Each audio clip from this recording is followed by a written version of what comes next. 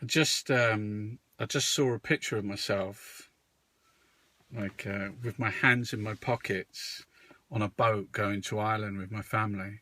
I was about 14, and I had this big, massive, curly hair, thick, with one of those brown knitted big buttons, you know, the woolen, one of those jumper cardigan things. It was so strange. It was just so strange, trying to imagine if I could talk to that boy, you know, what I would say.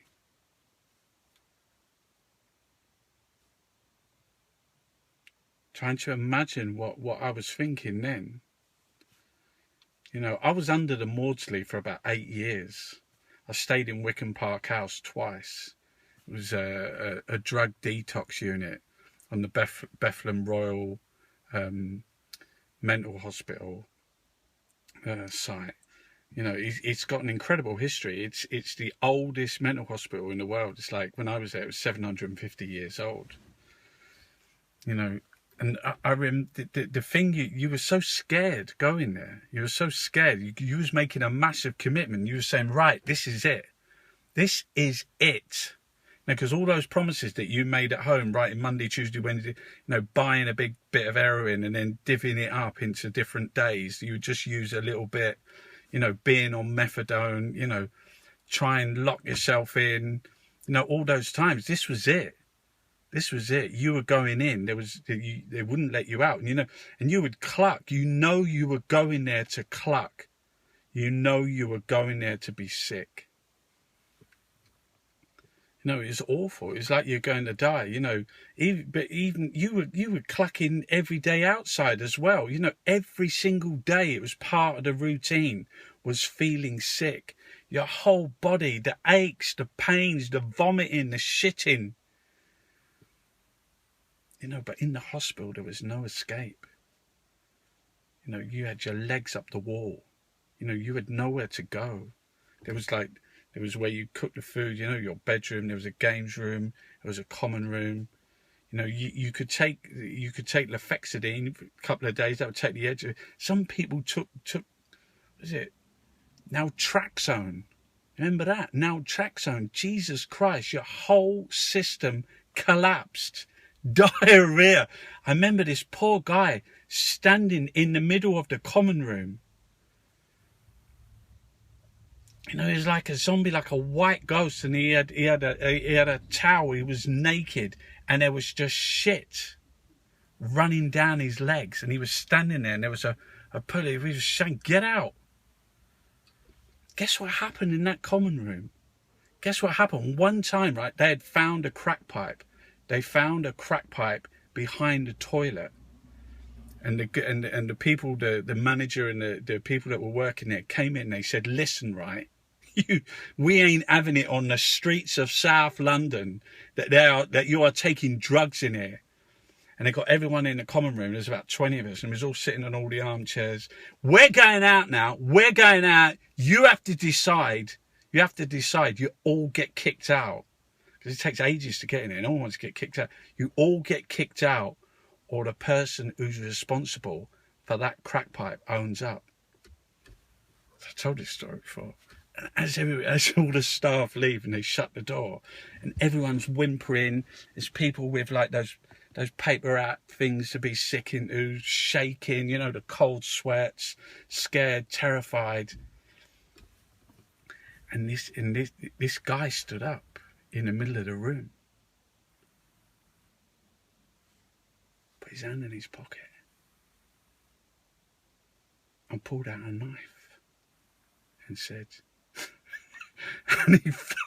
"Anyone that grasps me, I'm going to stab him in the eye." We were like, "You what?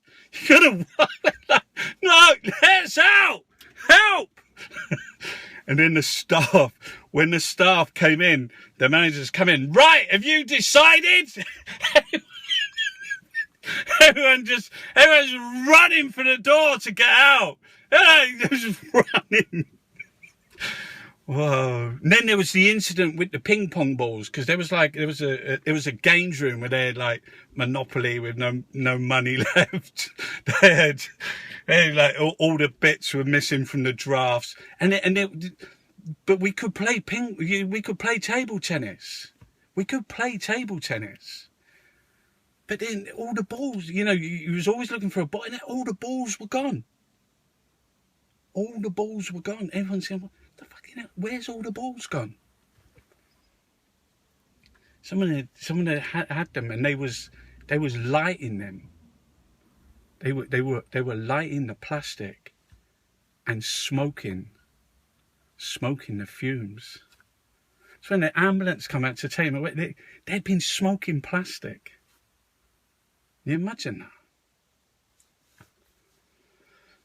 This guy, he had, and I remember the guy, he had abscesses because he'd been injecting in his groin, but all down his legs, and he'd abscesses, and he was sitting there, and he was putting his finger into a hole in his leg. He couldn't come to the OT. We had to crawl over to OT. You had to walk, because there's really big grounds in the bathroom. You have to walk over. We had to crawl over to the OT every day, or do, it was woodwork or ceramics. People were so sick, but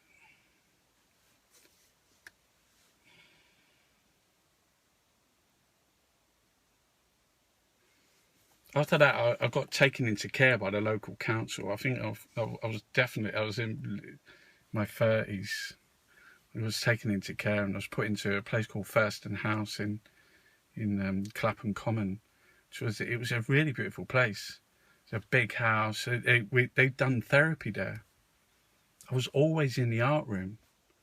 They'd done art therapy. They do a portrait of yourself, or do, how other people see you. Do a portrait of how you see yourself. And we used to have to go in, and we was in like group therapy. And it's, even though all the things that happened to me, like, I was listening to the most horrific stories that you could ever imagine.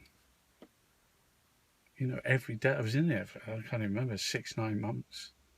I remember every day, like grown, like just breaking down. Then one morning I woke up, and it was really early, and I went out, and they had this beautiful garden, and there was so I walked all the way to the bottom of the garden where there was this rose tree, and there was dew on it,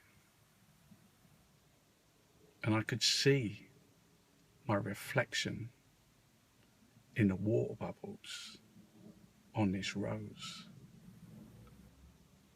It was a pink rose. It was massive. It had so many petals on it, and there was just this dew and these water bubbles on it. And I was just looking at it and looking at it.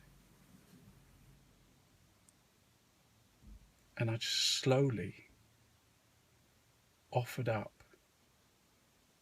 my top lip. And I just leant forward.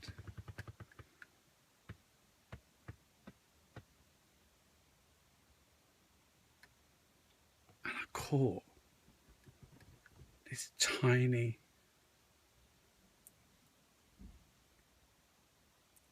crystal of water on my top lip. And it just felt so soft. It just trickled.